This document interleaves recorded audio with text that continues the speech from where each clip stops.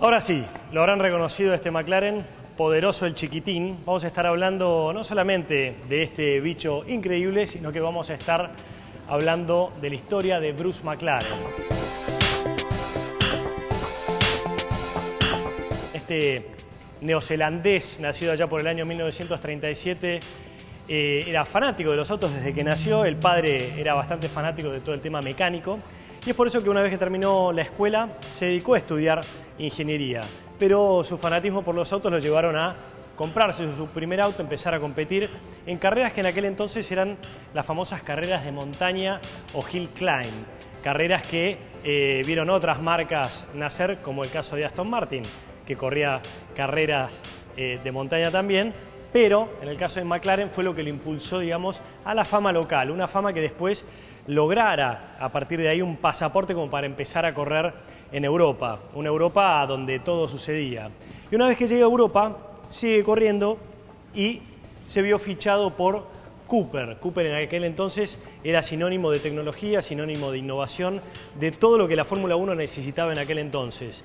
Pero el problema de Bruce McLaren es que se había eclipsado por dos compañeritos, que les va a sonar el nombre de algún lado, un australiano muy conocido, el otro inglés, el australiano llamado Jack Brabham y el inglés llamado Stirling Moss. Así que dos genios del automovilismo de aquel entonces. Stirling Moss, que también competía y era tal vez la sombra de un Juan Manuel Fangio, pero era el gran piloto que tenía Cooper. Y lo que le sucedía a Bruce McLaren es que se veía opacado por estos dos pilotos, y por otro lado, el problema que tenía es que en Cooper muy bien no se llevaba. Estos genios de la mecánica, la ingeniería y el pilotaje son difíciles, y eso fue lo que le sucedió a Bruce McLaren. Es por eso que decide abrirse de Cooper y armar su propia empresa.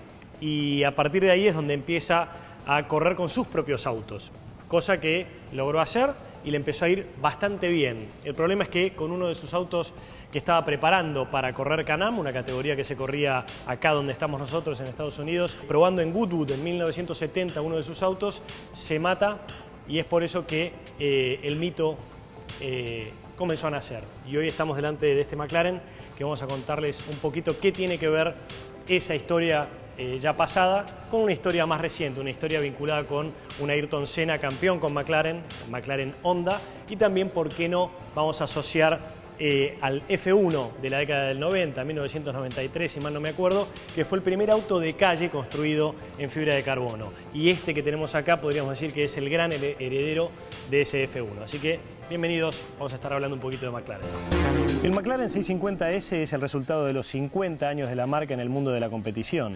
El 650S se posiciona entre sus dos hermanos, el MP4 12C, que ya viste en el primer bloque, y por supuesto la versión del P1 de McLaren. Como su propia denominación lo indica, tiene una potencia de casi 650 HP, o para ser precisos, 641 exprimidos caballitos del V8 Twin Turbo de 3.8 litros del MP4 12C. Asimismo, la S de su nombre hace referencia a Sport y subraya precisamente la deportividad del modelo. De 0 a 100 en 3 segundos, de 0 a 200 en 8,4 segundos y logra una velocidad final de 333 km por hora. Pero lo más loco no es todo esto, lo más loco es el consumo homologado, que es de tan solo 11,6 litros cada 100 kilómetros. Una locura. El 650S toma como base el MP4 12C. La trompa es totalmente diferente gracias a unos faros de diseño semejante a los del P1. Igualmente, en términos de estilo, es realmente parecido a este 12C, al igual que el interior. Mide 4,5 metros de largo, casi 2,10 metros de ancho y 1,20 de alto. O sea, clásicas proporciones de un superdeportivo. Un auto bestial, un superauto.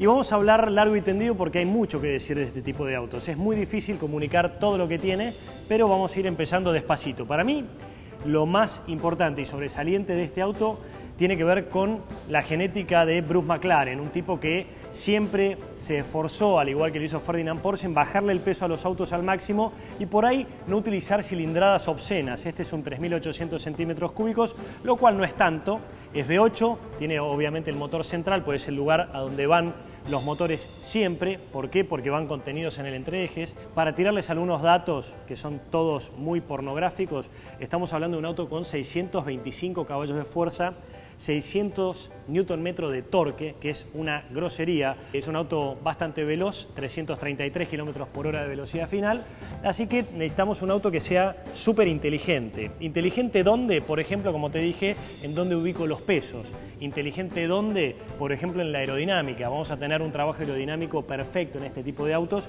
tal cual sucedía con aquel F1 del año 1993, que fue el primer auto de calle de fibra de carbono. Este auto también tiene fibra de carbono, pero no me quiero salir del tema aerodinámico. Tenemos un alerón que va a estar trabajando en 32 o 69 grados, dependiendo de lo que el auto y la aerodinámica requiera, y esa inteligencia, también te lo dije, tiene que ver con la reducción de los pesos. Y acá es donde nos metemos sí o sí en los materiales. Bruce McLaren era un fanático de los materiales, era un gran innovador, y es por eso que en este auto lo que vamos a encontrar en gran medida es lo que sucedía con el F1 del año 93. Pero en vez de ser todo carbono, tenemos toda esta pieza central en carbono y los extremos delanteros y traseros los vamos a tener conformados generalmente o en su mayoría en extrusiones de aluminio. ¿Por qué tenemos acá fibra de carbono y aluminio en los extremos? Es que la célula sea indeformable, y si necesito piezas o materiales deformables en la parte delantera y trasera para que amortiguen el golpe. Si yo hago todo el auto completamente en fibra de carbono, el que amortigua el golpe es uno.